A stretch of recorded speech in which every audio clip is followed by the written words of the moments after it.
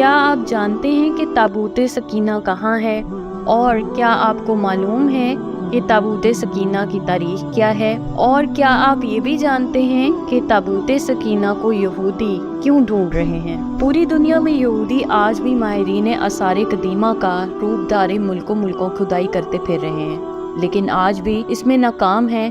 اس صندوق میں کیا ہے؟ یہ صندوق یہودیوں کے لیے زندگی موت کا مسئلہ کیوں بنا ہوا ہے؟ یہود اس صندوق کا کیا کرنا چاہتے ہیں؟ سب سے پہلے ہم قرآن پاک میں دیکھتے ہیں کہ اس صندوق کی کیا اہمیت تھی اور اس میں کیا تھا۔ ہمارے لیے قرآن پاک سے بڑھ کر کوئی حوالہ نہیں، اور ان سے ان کے پیغمبر نے کہا، اس کی بادشاہی کی علامت یہ ہے کہ وہ صندوق تمہارے پاس آئے گا جس میں تمہارے رب کی طرف سے تمہارے سکون اور اطمینان کا سامان ہے، جس میں آل موسیٰ و ہارون کی چھوڑی ہوئی چیزیں ہیں جسے فرشتے اٹھائے ہوئے ہوں گے۔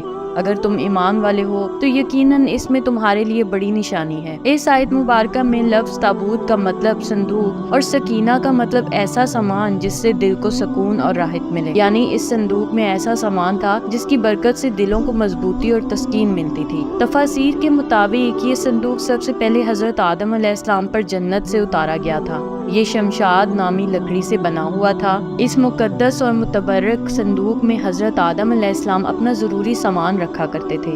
یہ صندوق نسل در نسل چلتا ہوا حضرت یعقوب علیہ السلام تک پہنچا۔ حضرت یعقوب علیہ السلام کا دوسرا نام اسرائیل تھا۔ ان کی اولاد بنی اسرائیلی یعنی اولاد اسرائیل کہلائی۔ حضرت یعقوب علیہ السلام کے ایک بیٹے کا نام یہودا تھا، جس کی نسل کو ہم یہودیوں کے نام سے پکارتے ہیں۔ یہ صندوق بنی اسرائیل کے پیغمبروں کے پاس آ گیا۔ یہودیوں کے پہلے رسول حضرت موسیٰ علیہ السلام تھے۔ یہ صندوق ان کے زیر استعمال رہا۔ اس میں آپ علیہ السلام اپنا عصا مبارک اور آپ پر نازل ہوئے والی تورات کی لوحیں رکھا کرتے تھے، یعنی اس صندوق میں انبیاء کے معجزات کی اشیاء محفوظ ہوتی تھیں۔ حضرت موسیٰ علیہ السلام اور حضرت ہارون علیہ السلام کے دنیا سے رخصت ہونے پر ان کے لباس، عصا مبارک، ماما مبارک اور آسمان سے اتارا جانے والا امن و سلوہ بھی اس صندوق میں محفوظ کر دیا گیا، اور یہ صندوق قوم کے سرداروں کی تحویل میں چلا گیا۔ یہ معجزات اللہ کی طرف سے ان انبیاء پر اتارے گئے تھے، چنانچہ ان کی برکت سے اس صندوق کو خاص فضیلت حاصل تھی۔ بنی اسرائیل کے لوگ اس صندوق کا بے حد احترام کرتے تھے۔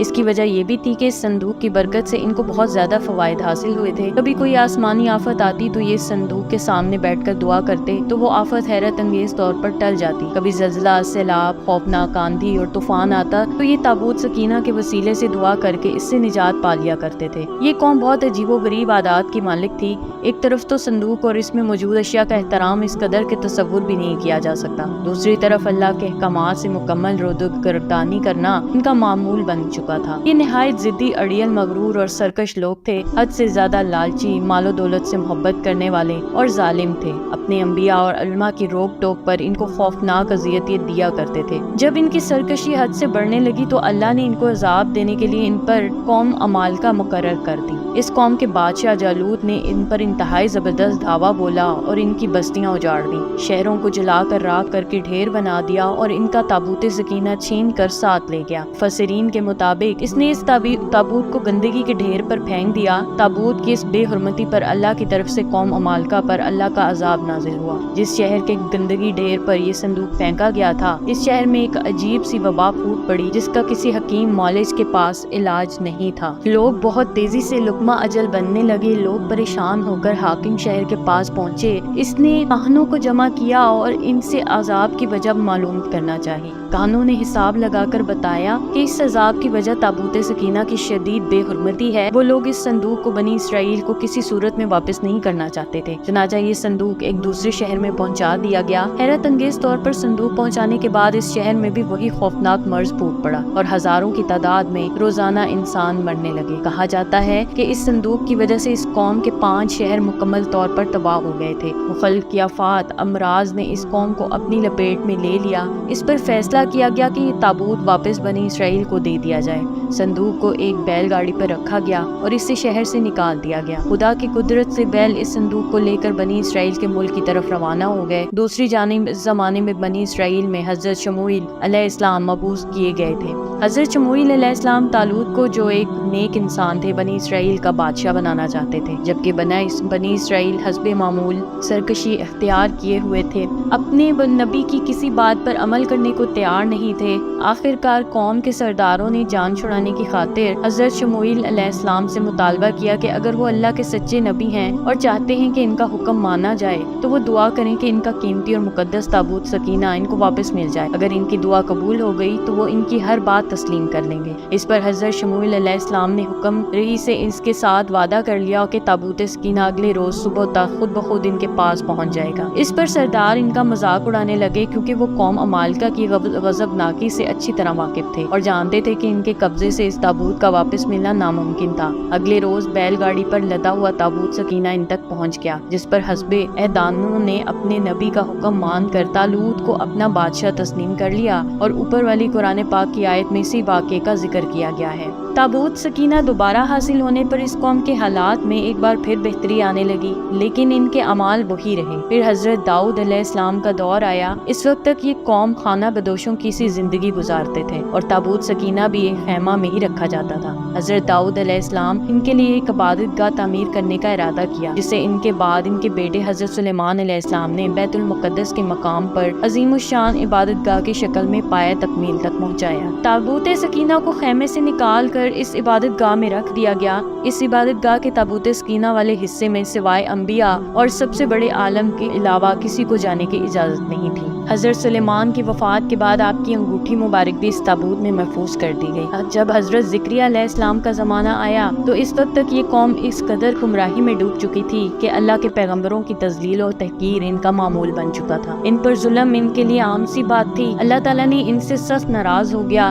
یہ حضرت عیسیٰ علیہ السلام کی پیدائش سے 586 سال پہلے کی بات ہے کہ حضرت یحییٰ کی موت کے تھوڑے ہی عرصے بعد عراق کے بادشاہ بخت نصر نے اسرائیل پر بہت بڑی چڑھائی کی۔ اسرائیل کی اینٹ سے اینٹ بجا دی، لاکھوں یہودی جان سے گئے اور لاکھوں کو غلام بنا لیا گیا۔ بیت المقدس کو مکمل تباہ کر دیا گیا اور اس میں رکھے ہوئے تابوت سکینہ کو قبضے میں لے کر اپنے ساتھ لے لیا گیا۔ یہ وقت بنی اسرائیل پر تاریخ میں سب سے کڑا وقت تھا۔ بخت نصر نے تابوت سکینہ کا کیا کیا یہ آج تک کسی کو معلوم نہیں۔ تابوت سکینہ ہمیشہ کے لیے یہودیوں سے چھن گیا، ساتھ ہی یہودی قوم، وہ قوم جو تاریخ کی سب سے بہترین قوم تھی، جسے اللہ کی لاڈلی قوم ہونے کا فخر حاصل تھا، اپنی بدعمالیوں کی وجہ سے ہمیشہ کے لیے اللہ کی بارگاہ میں معلوم ہو گئی، دنیا میں رسوا ہو کر رہ گئی۔ آج یہودیوں کو 2000 سال بعد دوبارہ اسرائیل کی سرزمین پر قدم جمانے کا موقع ملا ہے، تو وہ بھی اس قوم کو وہی عادات و اطوار، وہی ظلم و جبر، ڈھونس دھاندلی، تکبر، خود سازی، دنیا سے اعلیٰ و عرفہ سمجھنے کا خناس، اللہ کی طرف سے لعنت زدہ ہو جانے کے باوجود بھی ابھی تک اللہ کی لاڈلی قوم ہونے کی خوش فہمی میں موجود ہیں۔ وہی مال و دولت کا لالچ اور مال جمع کر کے وہی صدیوں پرانے شیطانی طریقے،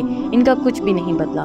آج بھی اس جگہ حضرت سلیمان علیہ السلام والی عبادت کا تعمیر کرنے کا جنون اور اسی طرح تابوت سکینہ کو دوبارہ حاصل کر کے حقیر سلیمانی میں رکھنے کا بخار ہے۔ یہ آج بھی مسجد اقصیٰ کی مغربی دیوار پر جو ٹاٹس کے دھاوے میں بچ گئی تھی، حقیر سلیمانی کی آخری سمجھ کر اس سے لپٹ لپٹ کر دھاڑے مار کر روتے ہیں۔ اپنی عظمت کے دنوں کو یاد کر کے رونا ان کی عبادت بن چکی ہے، لیکن ابھی تک نہ سمجھ ہے۔ ان کے جنون اور ماضی سے لپٹے رہنے کا یہ عالم ہے کہ پورے کرۂ ارض کو کھود کر اس میں سے تابوت سکینہ تلاش کرتے پھر رہے ہیں۔ ان کو اپنے مسیح آخری مسیحا کا بے صبری سے انتظار ہے، جس کے جھنڈے تلے ایک بار پھر ان کو پوری دنیا پر غلبہ حاصل ہو جائے گا۔ اس ایک آنکھ والے مسیح دجال اکبر سے ان کو اس قدر محبت ہے کہ پوری دنیا میں اس کی ایک آنکھ کی نشانی کا پرچار کرتے پھر رہے ہیں۔ اس کی آمد پر محمد ہونے کے لیے کئی خفیہ تنظیمیں بنا رکھی ہیں، جو اسے خوش آمدید کہہ کر اسے خدا مان لیں گی۔ تابوت سکینہ کی موجودہ جگہ کے بارے میں مختلف لوگ قیاس آرائیاں کرتے رہتے ہیں۔ اس پر انگریز، عیسائیوں اور یہودیوں نے بڑی ریسرچ کی ہے، لیکن حتمی طور پر سارے ایک نقطے پر متفق نہیں ہو سکے۔ لیکن مجھے جو سب سے قرین قیاس تھیوری لگی ہے وہ یہ کہ اس وقت یہ صندوق یا تابوت حضرت سلیمان علیہ السلام کے محل میں کہیں دفن ہے، جو فلسطین میں آج بھی گم ہے، جس کو یہودی کافی عرصے سے ڈھونڈ رہے ہیں اور آئے دن وہاں بیت المقدس میں کھدائی کرتے رہتے ہیں۔ اس کے متعلق بہت سے نظریات ہیں اور میرا خیال ہے کہ یہ تابوت اب بھی حضرت سلیمان علیہ السلام کے محل کے اندر ہی کہیں دفن ہے۔ کچھ کے نزدیک اس کو افریقہ لے جایا گیا۔ ایک مشہور ماہر آثار قدیمہ ران وائٹ کا کہنا ہے کہ یہ مشرق وسطی میں موجود ہے۔ کچھ لوگوں کے مطابق اس کو ڈھونڈنے کی کوشش انگلینڈ کے علاقے میں کرنی چاہیے، جبکہ کچھ اسکالرز کا ماننا ہے کہ یہ تابوت ایتھوپیا کے تاریخی گرجا گھر ایکسم میں پڑا ہوا ہے۔ ایک اور نظریہ یہ ہے کہ بحیرہ مرادرار کے قریب ایک غار کے اندر کہیں گم ہو چکا ہے۔ ایک نظریہ یہ بھی ہے کہ یہودیوں نے 1981 میں سے حضرت سلیمان علیہ السلام کے پہلے محل سے کھدائی کے دوران نکال کر کہیں نامعلوم جگہ پر منتقل کر دیا ہے، جبکہ کھدائی کرنے والے یہودی کا کہنا ہے کہ وہ اس صندوق کے بالکل قریب پہنچ گئے تھے، لیکن اسرائیلی گورنمنٹ نے مسلمانوں اور عیسائیوں کے دباؤ میں آ کر اس کی کھدائی پر پابندی لگا دی تھی، اس لیے انہیں یہ کام نامکمل ہی چھوڑنا پڑا۔ بہرحال ان کی کوششیں جاری ہیں، لیکن تاحال انہیں ناکامی کا سامنا ہے اور حتمی طور پر کچھ نہیں کہا جا سکتا کہ یہ تابوت کہاں ہے۔ اس طرح کی مزید معلوماتی ویڈیو دیکھنے کے لیے دیکھتے رہیے ہمارا چینل معلومات۔ میرے چینل کو لائک، سبسکرائب اور شیئر ضرور کیجیے، اور ساتھ ہی ساتھ بیل آئیکن کو بھی دبا دیجیے۔ شکریہ، اللہ حافظ۔